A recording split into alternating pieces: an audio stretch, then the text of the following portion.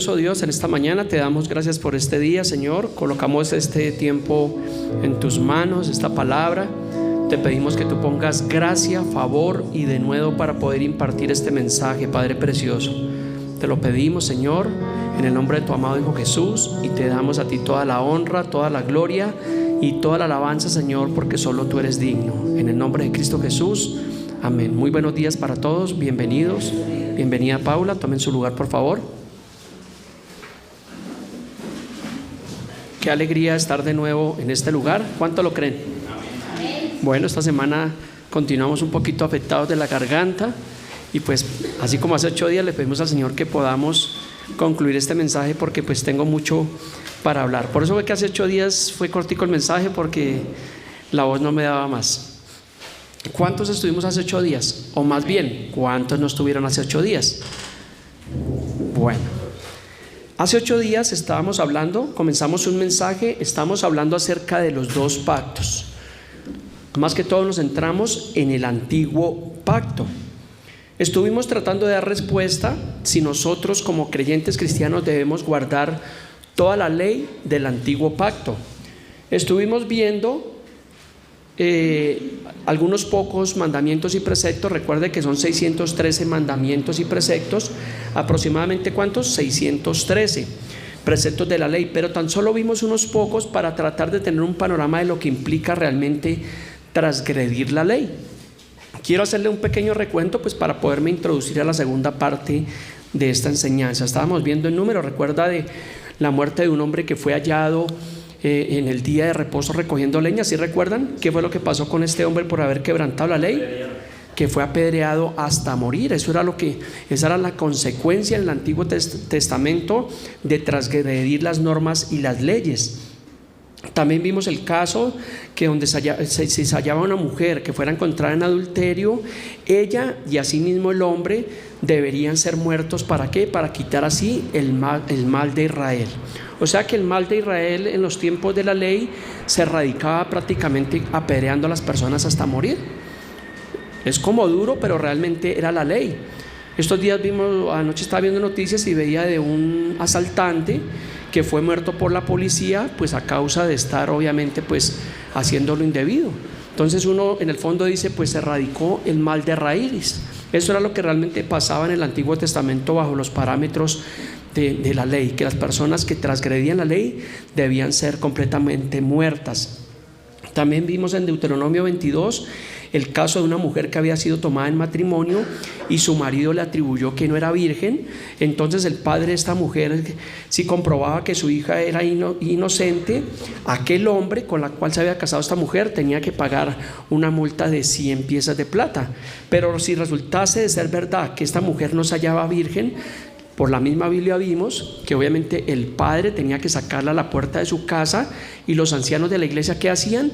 La apedreaban hasta morir. Bastante riguroso, pero es lo que nos enseña la ley.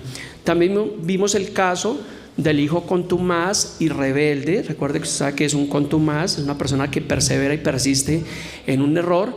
Y si este hijo realmente hacía caso omiso a la disciplina, ¿qué hacían sus padres? Que también lo sacaban a la puerta, y lo que hacían los ancianos era apedrearlo. Gracias a Dios, como veíamos hace 8 días, gracias al Señor que realmente estamos ya no bajo la ley, sino bajo la gracia de Dios, lo cual es muchísimo realmente mejor. También vimos acerca de la ley que los únicos que podían ejercer el sacerdocio eran hombres, y que además tenían que ser levitas, y además no podían tener ningún defecto, ni podían ser ni enanos, ni cojos, ni ciegos, ni mancos. Fue lo que vimos hace 8 días. También vimos que eran excluidos de la congregación aquellos que tenían el testículo magullado. ¿Sí recuerda? Que yo aún me sigo preguntando qué tiene que ver un hombre que tenga el testículo magullado y que era excluido de la congregación. Perdón. Pues gracias a Dios estamos en el nuevo pacto. También vimos la mujer que al tener su periodo menstrual, ella era inmunda, y todos los muebles que tocaban eran completamente inmundos. Gracias al Señor estamos en el nuevo pacto establecido sobre mejores promesas. También, haciendo un recuento, vimos algunas diferencias entre los 2 pactos. ¿Sí la recuerda? Entonces le hago este breve repaso, pues para los que no estuvieron. De todos modos yo les recomiendo, o las personas que nos ven a través de internet, para que usted pueda entender más este mensaje el día de hoy, por favor vea el mensaje anterior que allí está grabado, para que usted pueda entender realmente la totalidad de los dos pactos. Entonces hoy continuamos con el mensaje de los dos pactos. Hace 8 días nos centramos en el antiguo pacto, hoy vamos a ir ¿a dónde? Al nuevo pacto. Antes de ir allí, recordemos que un pacto en la Biblia es un contrato o un acuerdo entre una o más partes. También recordemos que la ley fue dada en el Éxodo, ¿a quién? A Moisés, fue dada a un pueblo, a los israelitas. También recordemos que esa ley mosaica era temporal. Ahora sí tenemos una ley que es completamente perpetua. También dice la palabra en Lucas 16:16 que la ley y los profetas eran ¿hasta dónde? Hasta Juan. O sea que sí nos dice la Biblia que la ley era completamente temporal. También recordemos, antes de entrar al desarrollo de nuestro estudio del día de hoy, que hay diferentes puntos de vista teológicos acerca de este tema. Están los que creen que la ley no fue abolida y que ésta sigue vigente. Son aquellos que siguen aún guardando los días, las fiestas, la vestimenta, se cuidan de la comida. Son aquellos que persisten en cumplir la ley, cuando hemos estudiado realmente por las mismas escrituras que nadie pudo cumplir la ley.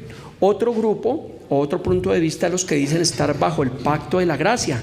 La mayoría de iglesias cristianas en la actualidad dicen estar bajo la gracia. Pero ¿qué pasa? Que sacan de la ley algunas cosas, lo que les conviene. Entonces comienzan a sacar el día de descanso, comienzan a sacar la ley del diezmo, comienzan a sacar la vestimenta, la comida y algunas cosas que les conviene. ¿Sí lo vemos hoy en día o el pastor está inventando? Y por último está el último punto de los que creemos que realmente pues la ley fue abolida, fue cambiada a un mejor pacto, que fuimos nosotros redimidos de la maldición, de la consecuencia de desobedecer la ley. En Gálatas 3:3 hay un versículo muy bonito que dice que Cristo nos redimió de la maldición de la ley.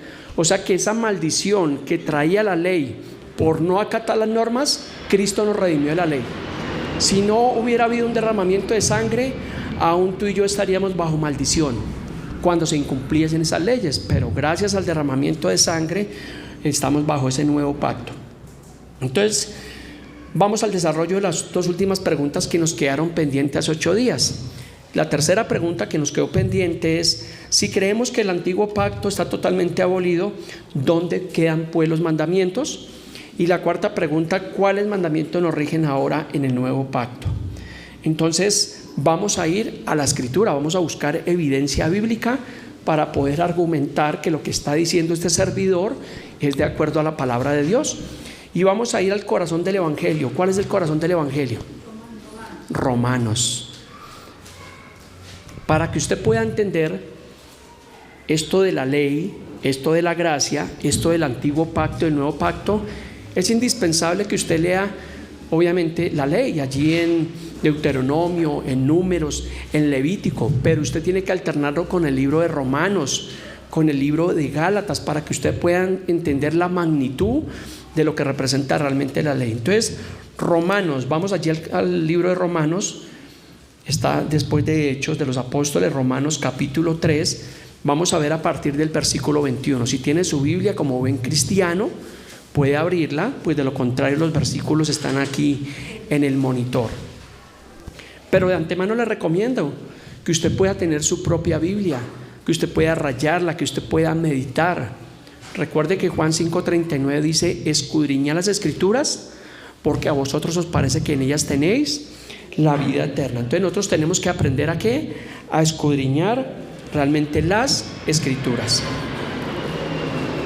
Romanos 3:21 dice: pero ahora, aparte de la ley, se ha manifestado la justicia de Dios, testificada por la ley y por los profetas. Entonces me gusta que Pablo le está diciendo a la iglesia de Roma, dice: pero ahora, o sea, después de Pentecostés, le está hablando a los que están bajo la gracia, les está hablando en tiempo presente. Por eso le dice: pero ahora, aparte de la ley, se ha manifestado la justicia de Dios. Entonces, aunque las leyes del Antiguo Testamento de cierta forma hayan sido abolidas, no fueron puestas en olvido. Nosotros tenemos la ley mosaica en los libros históricos como parte de la historia, y claro que nos sirven a nosotros para ir y mirar y corroborar, y que no se nos olvide realmente de dónde nos ha traído realmente el Señor. Romanos 3:22 dice: la justicia de Dios por medio de la fe en Jesucristo para todos los que creen en Él, porque no hay diferencia. Recuerde que en el antiguo pacto sí había diferencia entre el pueblo judío y los gentiles. Ya en el nuevo pacto realmente no hay esa diferencia, pero nos habla acá que la justicia de Dios por medio de la fe en Jesucristo para todos los que creen en Él. Ahora nosotros somos los que creemos sobre toda la faz de la tierra, sobre todos los pueblos de la tierra, pueblo, lengua y nación. Hay personas que creen en el nombre de Jesús. Y nosotros aquí en Latinoamérica creemos que Jesús es el unigénito Hijo de Dios. Por eso la justicia de Dios se manifiesta a nosotros. Continuemos, Romanos 3:23.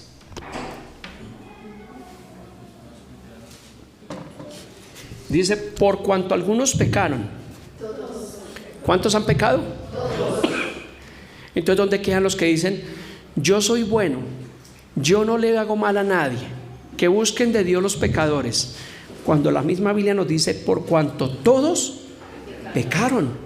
O sea que si dice la palabra que todos pecaron, ¿qué significa? Que todos necesitamos un Salvador, todos necesitamos ser redimidos, necesitamos ser perdonados, y por esa causa del pecado dice: y están destituidos de la gloria de Dios. Eso es lo que hace realmente el pecado. El pecado separa, y el pecado realmente separa de Dios. Romanos 3:24: siendo justificados gratuitamente por su gracia mediante la redención, ¿que es en qué? En Cristo Jesús. Entonces en el antiguo pacto era por obras: haz esto, haz aquello y vivirás. Pero encontramos que el Nuevo Testamento ahora es algo gratuito. ¿A cuánto nos gustan las cosas gratuitas? ¿A nadie? Recuerdo que yo un día me subí mi esposa le hizo una cirugía, yo venía al hospital y me subí a un bus del CIP, y resulta que estaba dañado el lector que lee los pasajes. Entonces pasaba uno gratis y todos felices, y la gente se subía y todos le decían: pase, que está gratis, y todos felices. Entonces, claro, nos gustan realmente las cosas gratuitas, eso le gusta al ser humano. Pero cuando hablamos del sacrificio que hizo el Señor Jesús en la cruz, la gente rechaza lo que fue gratis. Y fue algo gratuito, que a nadie en la humanidad le costó absolutamente nada, pero a Jesús le costó todo.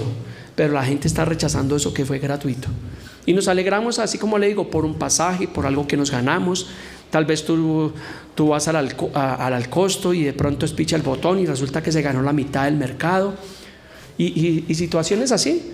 Y la gente se alegra por eso. Pues deberíamos alegrarnos por lo que el Señor hizo en la cruz, porque fue algo gratuito y representó ¿qué? Nuestra salvación. O sea que tú y yo ya no tenemos que hacer absolutamente nada, entre comillas, ¿no?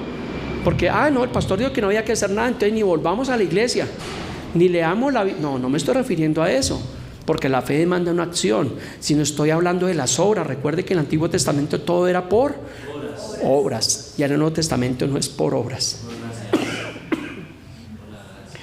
Veamos Romanos.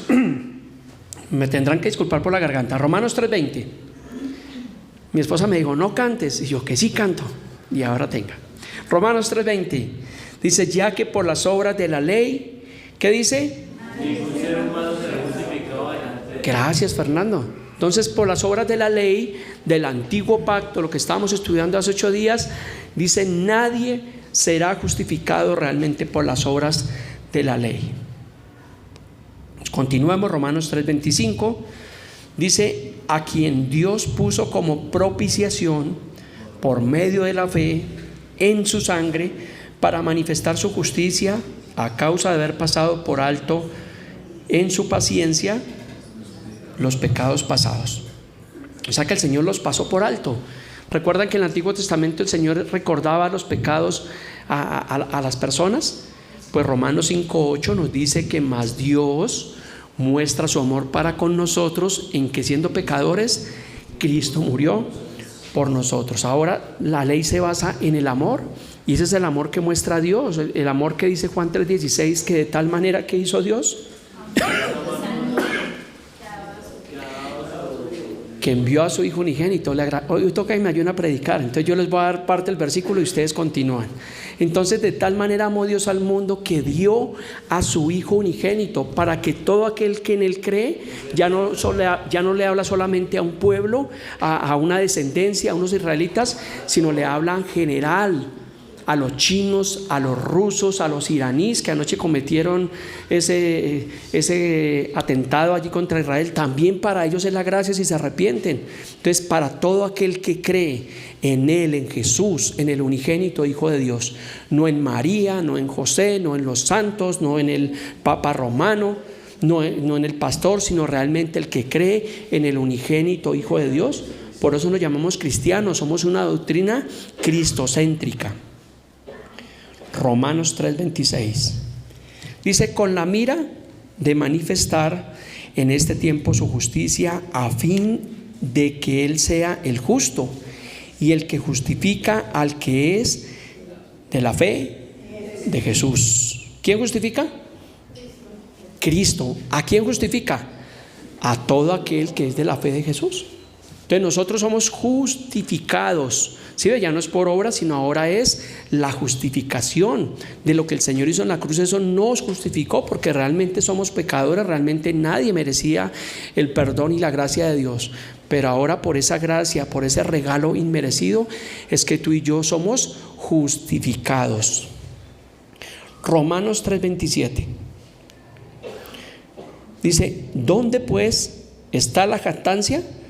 ¿Queda excluida por cuál ley? ¿Por la de las obras? Dice Pablo: no, sino por la ley de la fe. ¿Claro?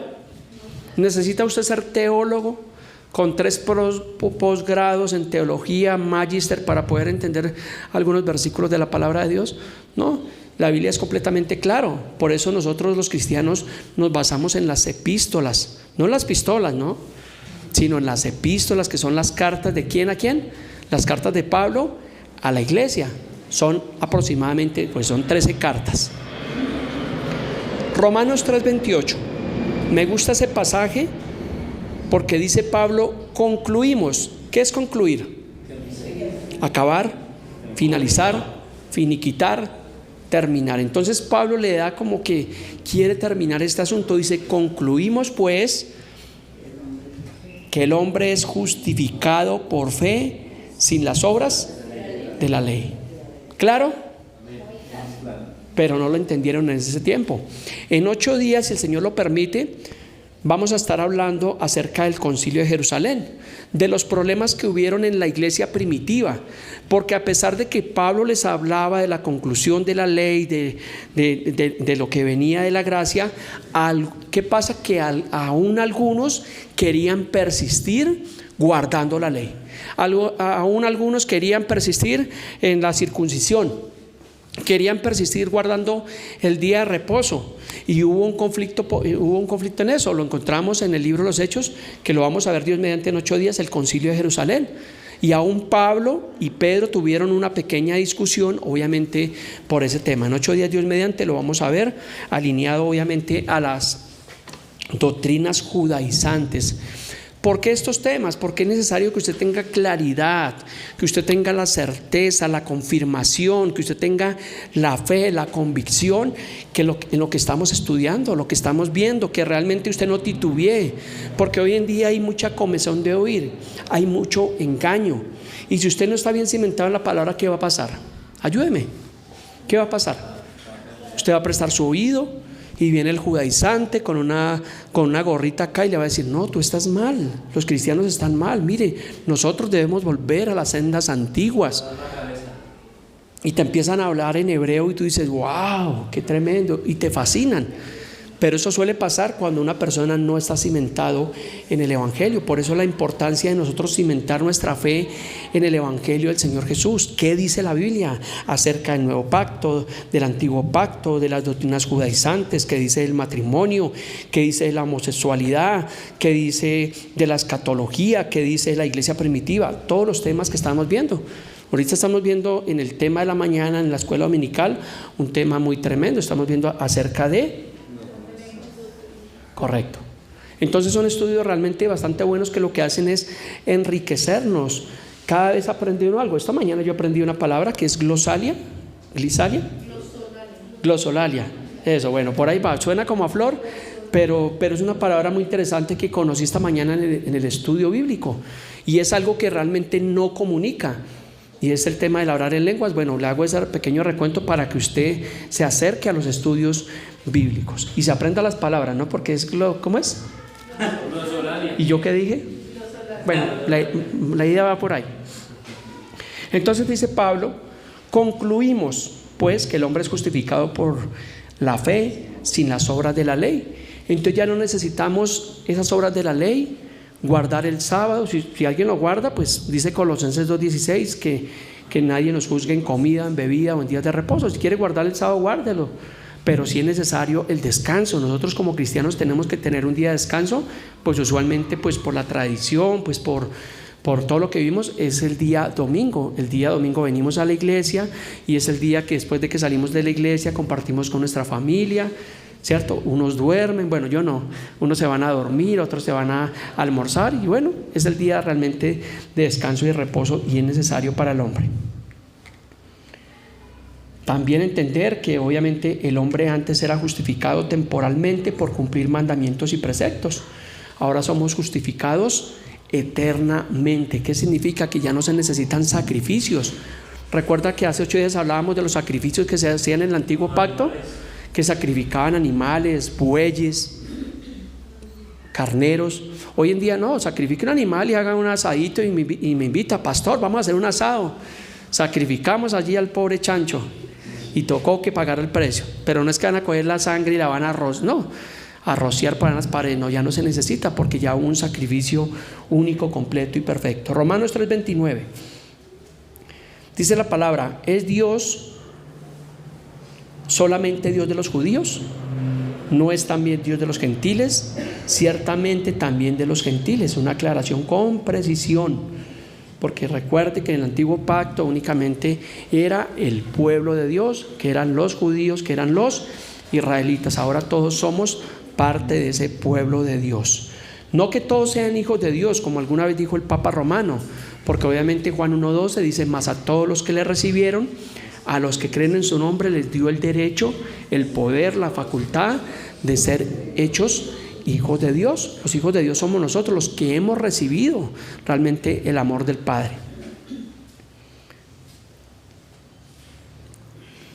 Versículo 31 dice Pablo, 30, era para ver si estaban atentos. Es que a mí me gusta para probarlos, para ver si me están poniendo atención. Porque Dios es uno y Él justificará por la fe a los de la circuncisión y por medio de la fe a los de la circuncisión. Entonces le hago la pregunta, ¿somos de la circuncisión o de la incircuncisión? Correcto, ¿están entendiendo? Versículo 31 ahora sí, para que no me regañen. Pastor, el 31. Yo, bueno, está bien. Luego por la fe invalidamos la ley, dice Pablo. Dice, en ninguna manera, sino que confirmamos la ley. Entonces, aunque todos esos preceptos y mandamientos de la ley fue abolida, estamos realmente confirmando la ley. Recuerde que hace 8 días vimos que hay unos mandamientos que son perpetuos, que estaban desde antes de Éxodo 20. Lo vimos el día miércoles. El día miércoles estuvimos en nuestro estudio bíblico y estuvimos obviamente tratando de responder obviamente a las preguntas y a las inquietudes que habían. Tratando de dar más claridad al nuevo pacto, vamos a ver un paralelismo entre el nuevo pacto y el antiguo pacto. Mismas citas que encontramos en el antiguo pacto las encontramos en el nuevo pacto, confirmando lo que acabamos de hablar. Jeremías 31:31 dice, he aquí vienen días, dice el Señor, en los cuales haré nuevo pacto con la casa de Israel y con la casa de Judá. O sea que ya estaba anticipado desde el antiguo pacto que vendría un nuevo pacto. Y en Hebreos 8:8 lo encontramos así de la misma manera, porque reprendiéndolos dice, aquí vienen días, Dice el Señor que estableceré con la casa de Israel y la casa de Judá nuevo pacto. Continuemos, Jeremías 31-32, estamos viendo un paralelismo. Dice, no como el pacto que hice con sus padres, el día que tomé su mano para sacarlos de la tierra de Egipto, porque ellos invalidaron mi pacto. ¿Quién invalidó el pacto? El pueblo, no Dios, porque Dios no cambia, Él es el mismo ayer, hoy y siempre. Fue el pueblo el que realmente invalidó el pacto, ahí estaba el defecto. Dice, aunque fui yo un marido para ellos, dice el Señor. Y ese mismo paralelismo lo encontramos en Hebreos 8:9, dice, no como el pacto que hice con sus padres el día que los tomé de la mano para sacarlos de la tierra de Egipto. Jeremías 31-33. ¿Qué dice? ¿Me ayudan? Pero este es el pacto que haré con la casa de Israel después de aquellos días, dice Jehová. Daré mi ley en su mente y la escribiré en su corazón, y yo seré a ellos por Dios y ellos serán por pueblo. Gracias, hermano Gilbert. Entonces recordemos que en el Antiguo Testamento, ¿a dónde estaban los mandamientos? En las tablas de piedra. ¿Y las piedras para qué las utilizaban? Para apedrear a los que no cumplían realmente la ley. Entonces ya hoy en día ya esas leyes no están en tablas de piedra, por eso tuvieron que ser desaparecidas. ¿A dónde están esas leyes ahora? En nuestro corazón, en nuestra mente. ¿Y cómo las implantamos ahí? ¿Viendo la telenovela? ¿Viendo el Chavo del Ocho? Pues a mí me gusta ver el Chavo del Ocho, pero todo tiene su tiempo, ¿no? Pero ¿cómo ponemos esas palabras realmente en nuestro escudriñando la palabra? Entonces Dios empieza a colocar esos mandamientos, esos preceptos, ¿a dónde? En un corazón, como dice la palabra, la pone en nuestra mente, la escribe en nuestro corazón. Eso es ahora donde está la ley de Dios en nosotros. Por eso es que nosotros cuando vamos a hacer algo indebido, algo que no es correcto, automáticamente ¿qué pasa? Que el Espíritu nos dirige, nos recuerda la palabra. ¿A cuánto les ha pasado eso? ¿O solo al pastor? ¿O solo el pastor es el que se equivoca? A todos. Cuando vamos a hacer algo que no es, inmediatamente ahí sí el Espíritu Santo nos recuerda la palabra. ¿Sí te ha pasado, Fernando? Correcto. Entonces dice, pero este es el pacto que haré con la casa de Israel. Después de aquellos días, dice el Señor, daré mi ley en su mente y la escribiré en su corazón, y yo seré a ellos por Dios y ellos me serán por pueblo. Y ahí en Hebreos 8:10 no vamos a leerlo, pero es el paralelismo. Ahora sí vamos a ir uniendo todo. ¿Me está entendiendo los que estuvimos hace 8 días? Y el día de hoy me está entendiendo el mensaje, a dónde queremos llegar. Entonces vamos a unir todo. ¿Cuántos? Quiero que me preste atención, voy a ponerles un ejemplo. ¿Alguna vez ha tenido algo que a usted le haya gustado? Yo le voy a poner un ejemplo. Cuando yo estaba en la iglesia anterior donde duramos 10 años, yo tenía un vestido que me regalaron, un vestido de paño, y era muy fino, era de Arturo Calle, y yo quería ese vestido. Eso dormía con él, parecía un retrato, siempre con el mismo vestido. Pero yo quería mucho ese vestido y tenía otros que me habían regalado, pero ese vestido yo no sé qué tenía y olía rico, o sea, y era un vestido que me gustaba y yo lo utilizaba bastante. Pero ¿qué pasó? De tanto uso, el vestido se fue desgastando y mi esposa empezó a brillar, se veía brillante. Entonces ya llegaba el hermano, uy, ahí llegó el hermano, ¿cómo brilla? No por la luz que trae, sino por el vestido que ya está para cambio. Y se empezó el vestido a desgarrar por la parte de abajo y mi esposa lo cosía, pero yo seguía utilizando ese vestido porque lo quería muchísimo. Pero ¿qué pasó? Ya el vestido llegó un momento donde ya no daba más, entonces tuve que utilizar un nuevo vestido. ¿Y qué creen que pasó con el vestido viejo? Quedó almacenado hasta el punto que se botó. Eso mismo pasa, y es un ejemplo de pronto muy mínimo para comparar el antiguo pacto y el nuevo pacto. ¿Sí le ha pasado a usted alguna vez eso? Que usted tiene algo que usted quiere, pues, en el caso de las mujeres, la licuadora esa que le pone el vestidito ese que parece campesinita, y usted quiere esa licuadora y se le daña la licuadora y usted le pone mejor dicho, le remienda el cable, pero usted quiere su licuadora, hasta el punto que se le daña la licuadora y el día de la madre su hijo le trae una licuadora nueva y le toca reemplazar la licuadora. Ahora sí me van a entender. Este ejemplo lo coloco para poder entender lo que vamos a ver. Hebreos 8:1. Vamos al libro de Hebreos.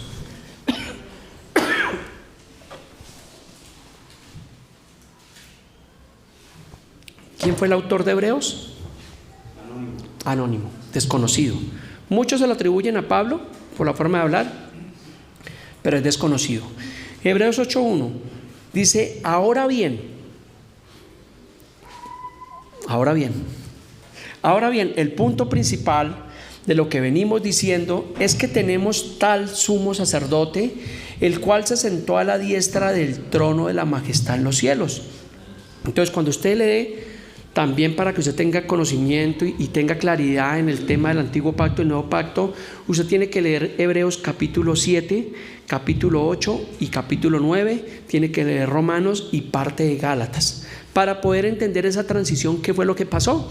Entonces aquí viene una discusión, dice ahora bien, porque en el capítulo 7 del libro de Hebreos está hablando del sacerdocio de Melquisedec, y aquí continúa el escritor diciendo: ahora bien, el punto principal de lo que venimos diciendo, de lo que venimos debatiendo, es que tenemos tal sumo sacerdote. Y se está refiriendo a Cristo, no de los sacerdotes levitas, sino está hablando de Cristo. Dice: el cual se sentó a la diestra del trono de la majestad en los cielos. Versículo 2 del capítulo 8: ministro del santuario y de aquel verdadero tabernáculo que levantó el Señor y no el hombre. Versículo 3: porque todo sumo sacerdote está constituido para presentar ofrendas y sacrificios, por lo cual es necesario que éste también tenga algo que ofrecer.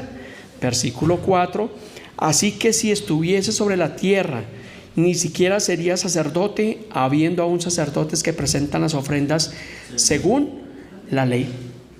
Versículo 5: los cuales sirven a lo que es figura y sombra de las cosas celestiales, como se le advirtió a Moisés cuando iba a erigir el tabernáculo,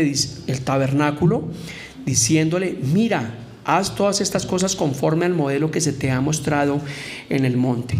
Aunque la ley fue dada inicialmente allí a Moisés, en el monte Sinaí, Moisés sabía claramente que todo eso era sombra ¿de qué? De lo que había de venir. Él tenía claridad acerca de esto. En el versículo 6 nos dice: pero ahora, hablando en tiempo presente, después de Pentecostés, dice: pero ahora tanto mejor ministerio es el suyo, cuanto es mediador ¿de qué? De un mejor pacto, de un mejor vestido, establecido sobre mejores promesas. Entonces, si la Biblia nos dice, adiós los que van para Cartagena, entonces, si nos dice la Biblia que ese pacto es mejor, establecido sobre mejores promesas, la pregunta es: ¿por qué algunos pretenden aún estar bajo el antiguo pacto? ¿Cierto? Es una muy buena pregunta, porque la Biblia nos dice que es un mejor pacto establecido sobre mejores promesas. Entonces, algo mejor. Entonces, lo que le digo, si tú tienes un trabajo, Fernando, si te ganas hoy 1.500.000 y mañana te ofrecen un trabajo donde te ganas 5 veces más, Fernando no va a decir: espere oro, espere a ver. No, Fernando dice: no, yo lo tomo, porque está establecido sobre unas mejores condiciones. Entonces pasa lo mismo con ese pacto, está establecido sobre mejores promesas. Entonces por eso tenemos que ir nosotros y vivir bajo ese nuevo pacto. Versículo 7 dice: porque si aquel primero, ¿de qué está hablando? Del pacto, del antiguo pacto. Si aquel primero hubiera sido sin defecto, dice, ciertamente no se hubiera procurado lugar para el segundo. Entonces recuerde que el defecto fue uno de los pactantes. El defecto estaba ¿en quién? En la gente que incumplió. El pueblo de Israel incumplió ese pacto, entonces ese pacto quedó anulado, quedó invalidado. ¿Alguna vez aquí alguno ha hecho un negocio de una casa, de un carro, una compraventa, donde ha ido usted a una notaría a autenticar un contrato? ¿Y qué pasa? Si alguno de los dos incumple, el pacto queda anulado y tiene que pagar las cláusulas y conllevar todo lo que lleva a los gastos legales. Eso mismo, algo similar fue lo que pasó. Nos saltamos al versículo 13. Dice: al decir nuevo pacto, ¿qué pasa? Dice: ha dado por viejo al primero. ¿Recuerda el ejemplo del vestido? ¿Qué me tocó hacer con el vestido viejo? Botarlo, desecharlo, porque ya no servía. Me fue útil en otro tiempo hasta que quedó brillante, pero ya llegó un momento donde no me servía. Entonces tocó darlo por viejo. Lo mismo pasó con el antiguo pacto. Dice: al decir nuevo pacto, ha dado por viejo al primero, y lo que se da por viejo y envejece está próximo ¿a qué? a desaparecer. Vamos a ver Hebreos 9:11, perdón. Me estoy saltando, estoy cogiendo algunas citas bíblicas claras. Dice: pero estando ya presente Cristo, sumo sacerdote de los bienes venideros por el más amplio y más perfecto tabernáculo, dice, no hecho de manos, es decir, no de esta creación. Y el versículo 12 de Hebreos 9 dice: y no por sangre de machos cabríos ni becerros, sino por su propia sangre. Entró, ¿cuántas veces? Una vez, para siempre, al lugar santísimo obtenido, habiendo tenido ¿qué? Eterna redención. Entonces recuerde que los sacrificios en el Antiguo Testamento, había unos que se hacían diariamente, otros que se hacían cada año, eran temporales, eran para hacer expiación por los pecados. Pero ahora el sacrificio que se hizo según la propia palabra fue eterno. Ya no se necesitan más sacrificios. Por eso cuando la gente sube a Monserrate allá de rodillas o suben con frijoles en los zapatos, eso no sirve de nada. Mejor coja esos frijoles y haga una buena bandeja paisa e invite a su familia. Pero eso no le va a servir de absolutamente nada. O en Semana Santa a los que se laceran, ¿sí han visto? Entonces se dan y hacen todas estas cosas, todas estas peregrinaciones, cuando la Biblia dice que eso realmente no sirve de absolutamente nada. Ya es un sacrilegio, es una ofensa delante de Dios el día de hoy pretender ir a hacer un sacrificio, cuando ya la obra de Cristo está completa, está perfecta, no le faltó absolutamente nada. Obtuvimos el beneficio, obtuvimos la redención, el perdón de los pecados, nuestros nombres fueron escritos en el libro de la vida. Entonces no le faltó absolutamente nada. Ahora le hago la pregunta: ¿sí se necesitaba ese nuevo pacto o no se necesitaba? Sí se necesitaba, era necesario.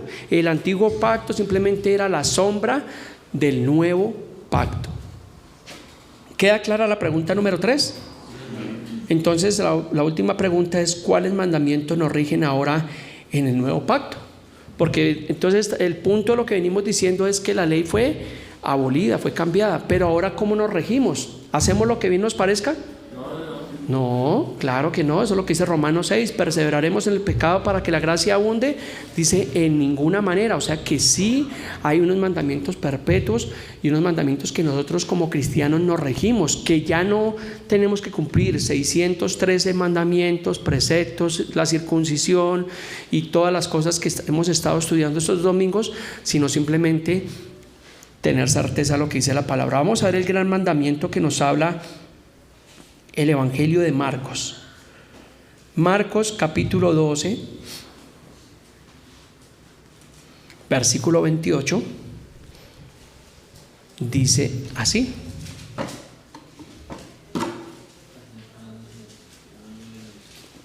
acercándose uno de los escribas. Recuerde que a Jesús se le acercaban ¿quién? Los fariseos y los escribas, y la mayoría de ellos iban era para tentarle, para juzgarlo, para condenarlo, para señalarlo. Pero este escriba fue algo completamente distinto. Dice: acercándose uno de los escribas,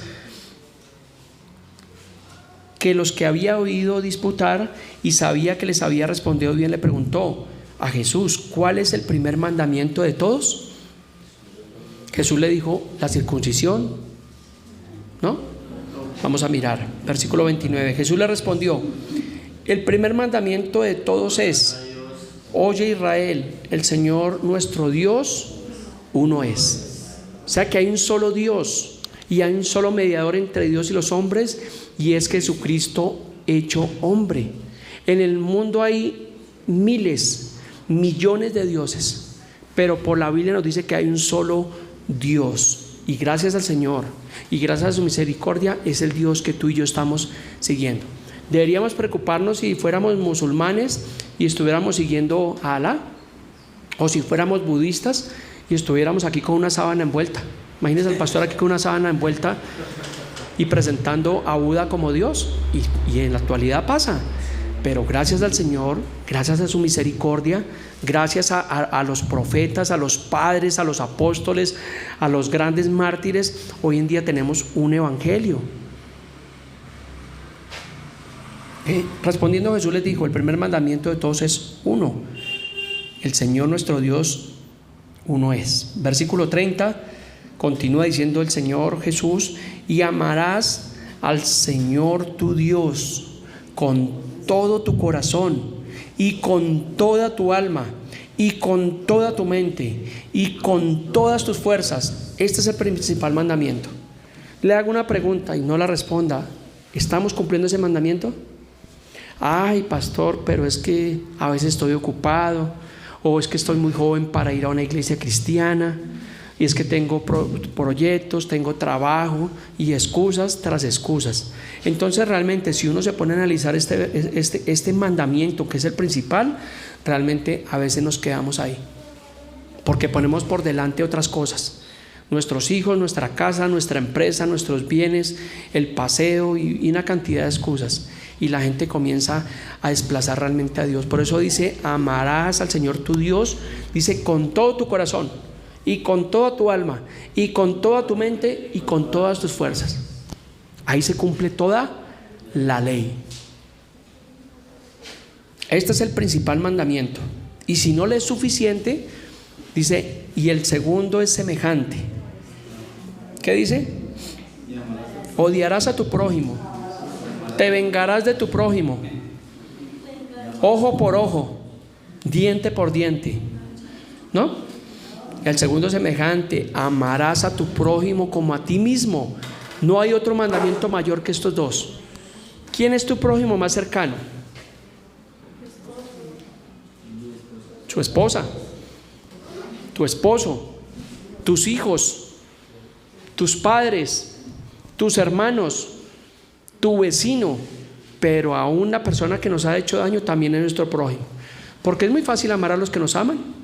Aún la gente que comete pecado también hace eso, aún es así.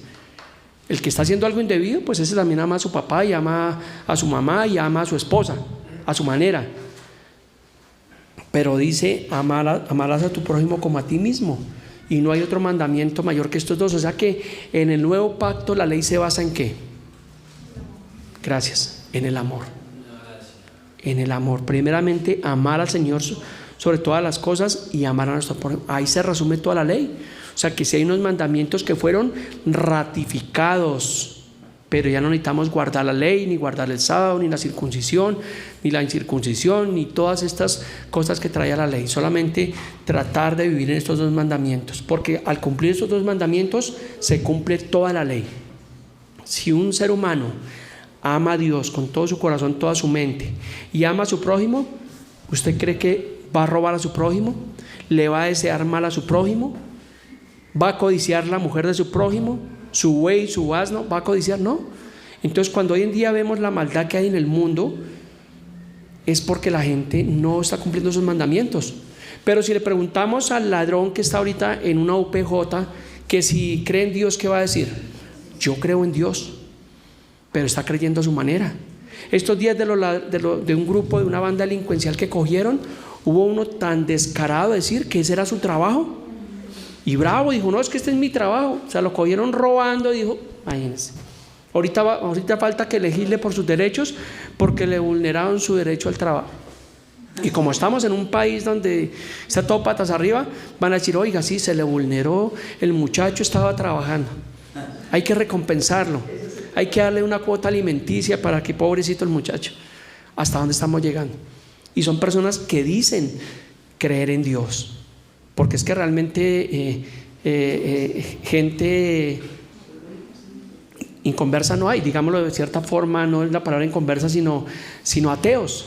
Esa es la palabra. Ateos no hay, porque usted le pregunta a cualquier persona que si cree en Dios, cree en Dios, o tiene que creer en algo. Así no crea en Dios, dice: bueno, porque tiene que creer en algo, porque si sale a robar, pues cree que le va a ir bien, o sea que está creyendo que va a coronar. ¿O no es así? Y esa es su fe, y está creyendo realmente en eso. Pero recordemos que la Biblia dice que el que cree en mí, dice Juan 7:38, dice: el que cree en mí, como dice la Escritura.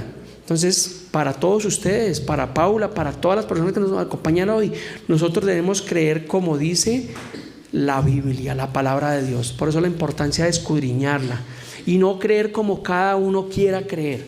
Es que yo creo a mi manera. ¿Sí has escuchado eso? No, yo no tengo que ir a una iglesia a lamber ladrillo.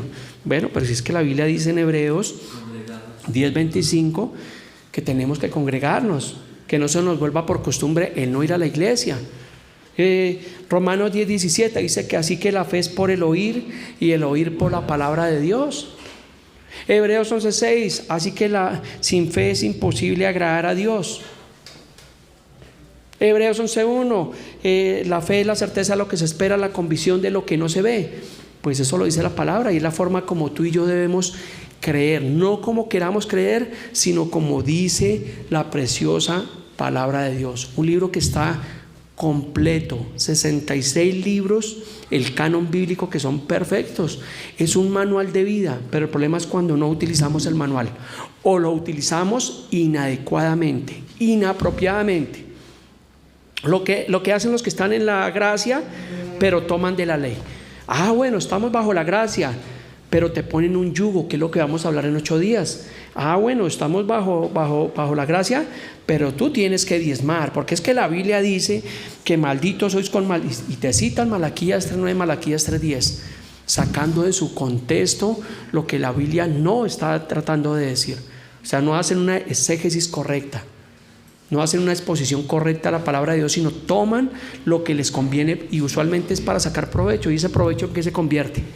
En dinero, en manipulación, o en decirle a la jovencita que es que Dios me dijo que esa jovencita es para el pastor. Oiga, qué barbaridad, qué inmundicia es lo que se está viendo hoy en día. Por eso es que tenemos hoy en día un falso evangelio. Estos días mi hija me mandó un video, un TikTok, donde creo que es en México, en Estados Unidos, donde hay una pastora transgénero, y está enseñando a los niños. ¿Qué les podrá enseñar, hermano Jaime? Pero ella cree que eso es lo correcto, porque es que Dios es amor. La gracia se basa en el amor, y Dios ahora hace, en el Antiguo Testamento hacía exclusión, entonces ahora hace inclusión. Y eso es lo que ellos están imaginando, están pervirtiendo lo que dice la palabra de Dios. Y eso no es lo correcto, eso no es lo que enseña la palabra de Dios. Si la palabra de Dios dice en 1 Timoteo capítulo 3, habla de los requisitos de los obispos, ahí está claro. Dice que es necesario que sea marido de una sola mujer, no que sea marido de un hombre. Marido de una sola mujer, sobrio, prudente, decoroso, hospedador, apto para enseñar, no pendenciero, no codicioso de ganancias deshonestas, que gobierna bien su casa, que tenga a sus hijos en toda su gestión, que gobierna bien su casa, porque ¿cómo cuidará de la iglesia del Señor? Ahí están los requisitos de los obispos, de los pastores, pero no como cada uno quiera creer, porque estamos en un tiempo de engaño, de mentira, y lo más triste es que la gente se come esas mentiras, se las creen, dicen, oiga, sí, este tiene razón, una nueva revelación, porque Dios le reveló. No, la revelación está completica, no le faltó nada, pero se les vuelve insuficiente. Y así como estamos hablando de los dos pactos, del antiguo pacto y el nuevo pacto, hay mucha comezón de oír en este tiempo. Por eso debemos atentamente mirar a la ley de Dios. Continuemos aquí. Marcos 12:32. Entonces el escriba le dijo: bien, maestro, verdad has dicho, que uno es Dios y que no hay otro fuera de él, y el amarle con todo el corazón, con todo el entendimiento, con toda el alma y con todas las fuerzas, y al amar al prójimo como a uno mismo, es más que todos los holocaustos. ¿Sí? ¿Qué estaba diciendo este escriba? Que lo que estaba diciendo Jesús era coherente, que era verdad. Y él dijo: eso es mejor que nosotros estar en la ley, que hacer holocaustos, que hacer sacrificios, que cortarnos el prepucio, que andar guardando la fiesta de la levadura, de los panes, de la propósito. Dijo: esto es mejor. Entonces Jesús le dijo, viendo que había respondido, ¿cómo? Sabiamente. Por eso le digo que este escriba no era igual a los otros escribas, era uno que había entendido. Pero el problema es cuando la gente no entiende, porque cuando la gente no entiende, así tenían el mejor maestro, y era Jesús, y no entendieron, En los tiempos del diluvio no entendieron, en los días de hoy no entienden, pero cuando hay uno que entienda, por eso Jesús le dijo: has respondido sabiamente. Debemos ser sabios. ¿A dónde adquirimos la sabiduría? ¿En la Universidad Javeriana? ¿En Harvard? ¿En Bristol? Bueno, no sé qué es eso, pero creo que es una universidad. ¿Lo he escuchado? ¿A dónde adquirimos la sabiduría? En la palabra de Dios, en la Biblia. ¿Quieres ser sabio? Escudriña. Por eso es que estás en una iglesia bíblica, donde hablamos Biblia y Biblia y Biblia, y sacamos textos, contextos, temas, porque no nos cansamos de predicar la palabra. Es una pasión. Lo que no nos pasó en nuestros primeros 10 años de cristianos, que no escudriñamos la palabra de Dios. Por eso la importancia, ¿sí ve? De pronto alguno diga: uy, no, qué aburrido es que el pastor coge y habla y saca versículos y repite. Uy, no, que yo por allá no vuelvo, es que me da como sueño, prefiero quedarme en la casa durmiendo, ¿no? Tal vez le parezca aburridor, pero es sabio, porque ustedes, yo supongo que si nosotros venimos un domingo a esta congregación, tenemos que salir mejor, y el otro domingo mucho mejor, y el siguiente domingo mucho más mejor, y si seguimos así, muchísimo, requete, muchísimo más mejor. No venimos a calentar silla, sino venimos a ser edificados, que nosotros los mensajes que estamos escuchando, ¿qué hacemos? Como dice Santiago 1:22, los colocamos por obra en nuestra casa, en nuestro trabajo, en nuestra rutina diaria, en nuestra vida. No nos cansemos de estudiar, porque es que alguno dirá: ay, qué arte era estudiar la Biblia. Yo les he dicho, yo fui un pésimo estudiante, no soy ni bachiller, porque yo iba al colegio, era a la recocha, al fútbol, me decían recocha, y yo estaba ahí, los profesores me tenían tildados. A mí el estudio no me gustó, le soy franco, pero ahora que conozco al Señor, me apasiona, y mi esposa lo sabe, me apasiona el estudio bíblico. Y aprovecho, ahorita estoy tomando un curso de teología sistemática los jueves en la noche, y si el hermano Jaime me dice que a veces me propone: pastor, estudiemos acerca de esto, créanme que ahí estamos, porque el maestro debe estar presto a ¿qué? A aprender. Eso significa humildad. Yo no me las sé todas, yo tengo que estar estudiando. Cuando cojo un mensaje de estos, ¿qué tengo que hacer? Sentarme correcto, estudiar, indagar, mirar, corroborar. ¿Para qué? Y cada vez aprendo más. Y me da alegría, porque es un conocimiento, una sabiduría que proviene ¿de dónde? Del cielo. Una sabiduría que bendice tu vida, bendice la vida de tu esposa, de tus hijos, de tus suegros. Es agradable. Si alguien aquí me dice: pastor, es que yo llevo 10 años de cristiano y no, eso como que no veo un cambio en mi vida, pues no has prestado atención. Pero si tú estás en este lugar y has perseverado, créame, yo vuelvo y le digo: si yo voy y hablo con su esposa, con su esposo, con alguien en su casa, yo espero recibir buenas noticias, que me digan: sí, claro. ¿Para qué? Es respetuoso, es amable, es querido, ha cambiado por lo menos. Pero si siguen lo mismo. Entonces Jesús, viendo que había respondido sabiamente, le dijo: no estás lejos del reino de Dios. Y ya ninguno osaba preguntarle. ¿Por qué? Porque el reino de Dios se había acercado. Concluimos con estos dos últimos versículos. Tenemos hoy la cena del Señor. Juan 13:34. Un mandamiento nuevo os doy, que os arméis unos a otros. Eso están entendiendo las naciones. Se están armando los unos contra los otros. Entendieron mal, ¿sí? Jesús dijo fue que os améis. No tenemos que armarnos porque la inseguridad y cada uno con su arma.